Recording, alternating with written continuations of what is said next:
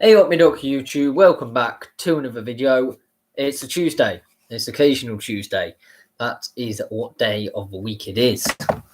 If you are new to the channel, you may not know this, but I put a forum out to fans to ask in the comments for what a suggested video is. And thank you very much for Barry White for suggesting something to do with European football. I haven't really done much about European football on this channel, to be fair. I tend to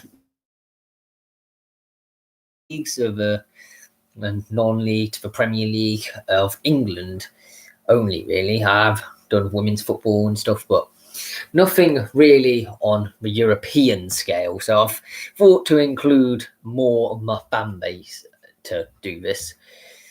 It will be in chronological order, starting with Real Madrid, who are currently third in La Liga. Over the weekend, they beat Celta Vigo 3-1. And they've progressed to the quarterfinals of the Champions League after beating Atalanta 4-1 on aggregate. They also drew the El Derby Madrileño 1-1. And I believe they are doing worse this season than in a long time, as both Spanish teams, the traditional two giants of Real Madrid and Barcelona, have really dipped in form, and probably one of the main reasons why Atletico have pounced upon it, to be fair. The next one along is Benfica, who are also third in their respective league of the Primeira Liga. And over the weekend, they beat Braga 2-0. They're currently finalists of Ataca de Portugal after beating Estoril Praia 5-1 in aggregate in the semi-finals. Portugal has a big three, so Benfica is the worst of the best this season, if you get what I mean by that phrase.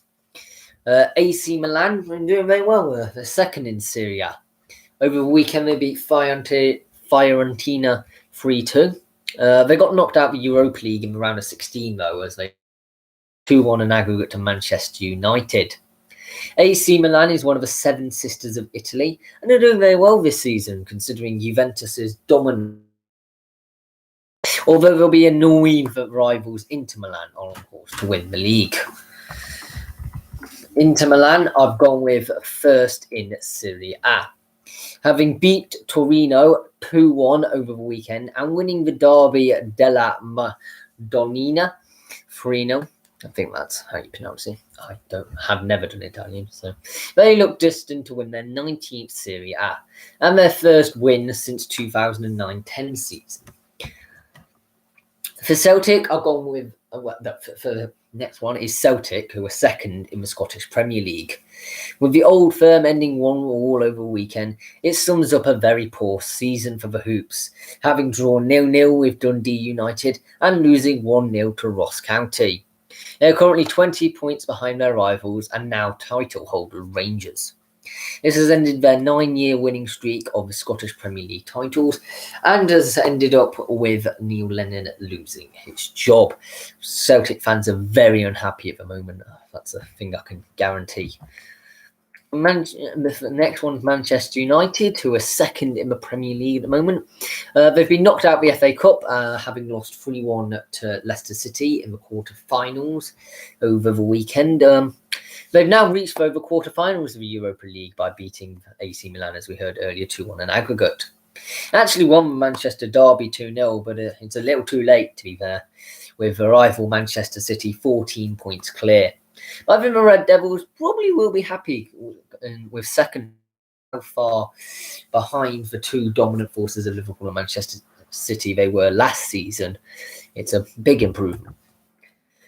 For is Feyenoord, who are fifth in the Eredivisie, having drawn 1-1 with SCMN, whoever they are, over the weekend, and drawing to fellow Big Three side PSV. They are having a diabolical season, to put it frankly. PSV, which is acceptable because they are the Big Three teams, but also the likes of AZ Alkmaar and Vitesse. So for a Big Three team like Feyenoord, they really shouldn't be this low. They also didn't even pass the group stage of the Europa League, having lost to Austrian Salzburg twice and Dinamo Zagreb once. In fact, they only won once against CSK Moscow. For the next one is Ajax, who are currently in the lead of the Eredivisie. And over the weekend, they beat Den Haag 5-0 and reached the quarterfinals of the Europa League by beating Young Boys 5-0 on aggregate. They are very high scoring at the moment. I don't want to be overconfident, to be fair, but I do believe they will win the league, as they have a 10-point cushion with a game in hand against mid-table side Utrecht. Then the very famous and current holders of the title, Bayern Munich, who look on track to win the Bundesliga for yet another time. Just to show you how insane this team is, you just need to look at the weekend's match where they were down to 10 men in 12 minutes, but they still managed to win 4-0 against the VfB Stuttgart. They also beat Lazio 6-2 on aggregate in the Champions League, as well as being the holders of the competition. They aren't as comfortable as many fans would like, but 4 points clear is a good enough cushion for me, and I believe they will win the league again. Now, a team which has performed very poorly this season is Liverpool, who are in 7th in the Premier League, having just scraped a 1-0 versus Wolves and lost 1-0 to relegation competitors Fulham. Now, having a very bad season, and currently being in 7th despite having won the Premier League last season. And I know, I don't want to learn Liverpool fans thinking, I know that you've had all the injuries in the world in the centre-back department. But really, 7th, can you not sort of equal that out with goals? I don't know. It's just, I feel that Liverpool should be slightly better than 7th, maybe 6th, I don't know. The only saving grace this season, to be fair, is that they're still in the Champions League after they beat RB Leipzig 4-0 on aggregate in the round of 16. Then the worst one on this list, both factually and personally for me, is Nottingham Forest, who are 17th in the Championship. They're currently on a really bad run. They've only won a game in 6 games, and having drawn 3 and lost 3. I haven't won a game, in 6 games. Having drawn 3 and lost 3. I mean, I can't really comment as a Derby fan about, because we're on an equally bad run, but if we turn them around and they don't, who knows? They have been knocked also out the FA Cup and the EFL Cup, so I don't see much ambition in Forest for the end of this season, because ultimately they're definitely going to stay up, but where do they aim for mid-table or what? Aston Villa, very good, 10th in the Premier League. They were equally on a fairly bad run, but the winless run this time is only 4 games, and there's 2 draws within that, so you can argue it's not that bad. They did lose to 10-man Sheffield United, who are bottom of the league and got hardly any points, so that's embarrassing. I'd say that most fans are unbelievably happy with their current position, which many I don't think would have thought that they would do so well this season. I didn't think that. I think I predicted them something like 15th in the league. So, yeah, definitely not. Jack Grealish effect, clearly. Hamburger SV are currently in the lead of the 2nd Bundesliga. They're doing very well, having won 14 games so far, and they are top of the league. And over the weekend, they beat 7th place Heidenheim 2-0. Although they are clear with 2nd place VfL Bochum having a game in hand. It could be quite close. Could they win the league? Yes, but I wouldn't be confident at the moment. Wouldn't rest on my laurels, to say that phrase. And Juventus are 3rd in the Serie A. Over the weekend, they lost a shock 1-0 to 16th place at Benevento. They were also eliminated by SC Porto on away goals in the Champions League round of 16. I think most fans are very disappointed with their current position, having won the league for the last 9 seasons. It does seem, unfortunately, that Ronaldo has taken a lot of abuse for this sort of losing streak, and I don't think it lies solely on his fault. If you've heard my video about Messi in the South American's best team, one good player cannot carry the rest of a bad team. For this team you may never have heard of is Steaua Bucuresti, who are currently 1st in the Liga 1, or I don't know what one is in the Romanian league, but they're at the top of their main Premier League equivalent. I think we're on 20 games and only losing 5 times, and we're 3 points clear. They're probably going to win the league for the 27th time, fairly reasonably confident. They last won it, though, in the 2014-15 season, so it's been coming. On Friday, actually, they beat CRF Cluj 3-0. FC Porto are currently second in the Primeira Liga. Over the weekend, they beat Portimonense 2-1, and that they are not from the same place. They're completely different ends of the country. One's on the south coast and one's on the west coast. I have checked. They also have made the next round of the Champions League by beating Juventus on away goals, as we just found out. Now, 10 points behind Sporting Club Portugal, so are unlikely to win the league. And they were knocked out with Taça de Portugal in the semi-finals to Braga 3-4 on aggregate.